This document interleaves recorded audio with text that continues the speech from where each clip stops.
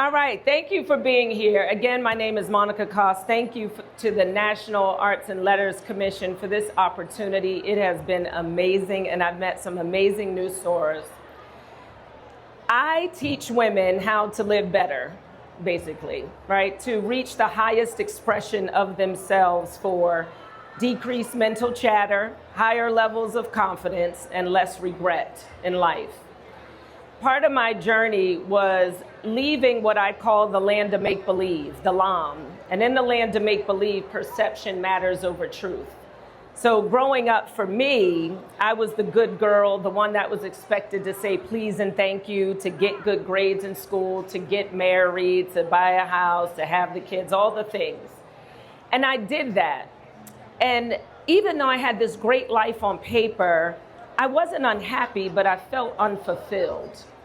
And so I had to do some digging to figure out what was that. I initially thought it was gratitude. So I got a gratitude journal and I did self-help workshops, and nothing seemed to get rid of that feeling. And what I realized was that the values that I had been given as a child and growing up through my community weren't necessarily my core values, and that no one had ever stopped to teach me what that even means.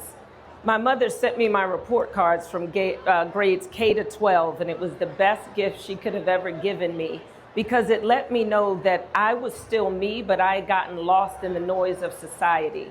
I had become, like many, a label chaser, right? Everybody wants to be smart and pretty and in the know, and when those labels that are placed upon you are the good ones, you start to chase them, and then sometimes you abandon the things that you know, and you start to not even be able to hear your own voice.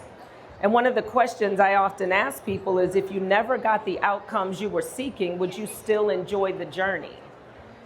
And the question becomes, when hospice nurses will write articles, often the people that are dying often talk about the things they regret not doing because of listening.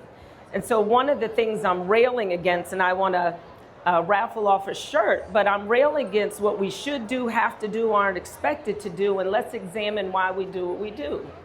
I make a joke and I tell people, ask people how many people have ever said, I have to go get the kids, ever, no matter how old they are. If you have children, we've said that, right? But we actually don't have to ever go get them. The question becomes, why are we going to get them? When we say I have to, I should do, and I'm doing something because I'm expected to do it, it takes away our agency. But if I say I'm going to get the kids, that means I've decided, so I'm choosing my life. And in that agency, it makes all the choices that I make in my life ones that feel like they're mine, and that life is not leading me by the nose. So I reached a pinnacle, a turning point in my life where that unfulfillment was raging like a fire, and I knew that there had to be something more. I had to address it. And once I realized that I had been living my life misaligned with my core values, once I identified them, I flipped the apple cart upside down. I quit my job, I cut my hair, I started spending my money differently. I changed some of my relationships from volume 10 to 8, from 8 to 2. Some were non-existent, some turned up. It was uncomfortable for other people, but I developed a confidence and a way that I walk this earth that I will never give back. And I now understand that how I exist and how you perceive my existence don't have to match, right? Because I can't determine what your core value filter is, correct?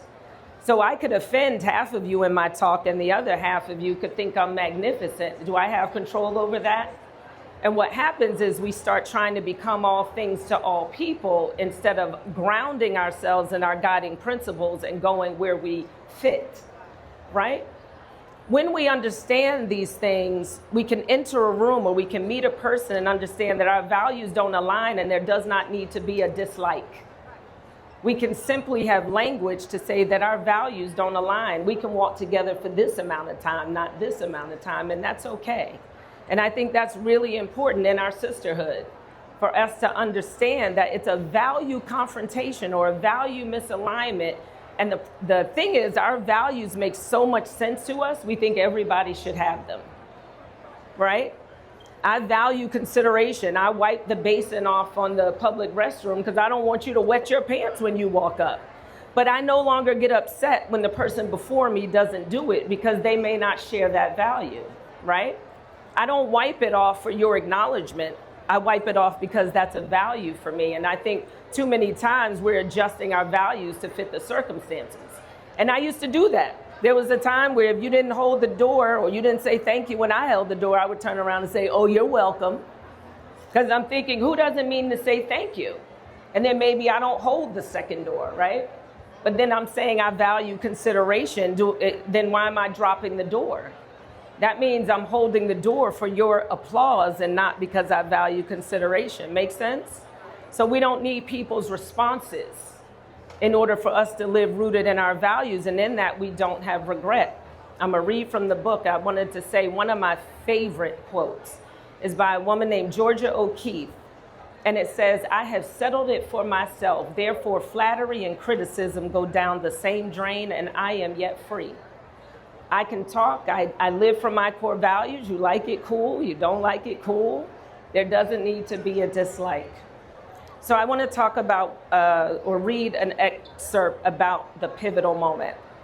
I remember when I made the decision to leave my corporate job at a commercial real estate firm and to take a chance on being a full-time entrepreneur. I desperately wanted to run my pathfinding and strategy firm full-time. After all, I'd spent my whole life up to that point living up to everyone else's expectations. I was polite, a good student, and I chose the major in college my teachers, parents, and counselors thought was best, finance. I got high grades throughout high school, jobs in finance that paid well above average, and so on. I was what some would have labeled a good egg.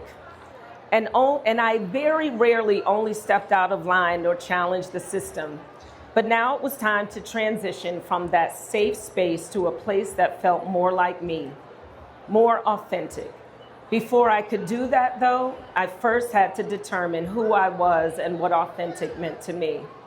As I expected, when I shared my intentions of leaving my corporate job, many of the people in my circle urged me to reconsider.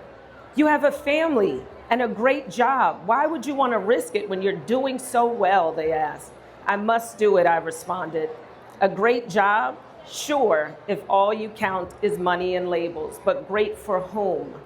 My truth for what a great job no longer matched society's understanding of great. And now I know that it never did. Unfortunately, the epiphany that I was living in what I call the land of make-believe, again, the LAM, where perception matters more than truth, the changes I would need to make to get out of it caused quite a stir. Not only in my life, but also in the lives of the people who were most important to me. My children, my mother, and even some close friends. A few of my religious friends labeled my newfound authentic living philosophy as selfish, but I called it self-preservation. And now I just want to skip over to one more. I began my journey to truth after realizing how far from an authentic life I was living. During this time, I met, spoke with, read about, and watched people living painfully in the LAM. Some of them were notable personalities who unfortunately had their epiphanies about being in the LAM while in the public spotlight. Some were friends and acquaintances, some were strangers I met along the way who felt compelled to tell me their stories. We mostly take up residence in the LAM to appease external expectations. These are expectations to be beautiful, cool, wise, lazy, married, straight, successful, thin, and more. Here, the truth is an outcast, spurned by negative influence. Abuse, childhood experiences, life circumstances, social pressures, and even the temporary praise we gain from living the lie. All these things and more conspire to relocate truth into the background of our lives. The LAM does not discriminate. Its residents can be any race, shape, size, gender, or ethnicity. Much as the motto in many churches, come as you are, the motto in the LAM, come as you are, we'll do everything so we can keep you here.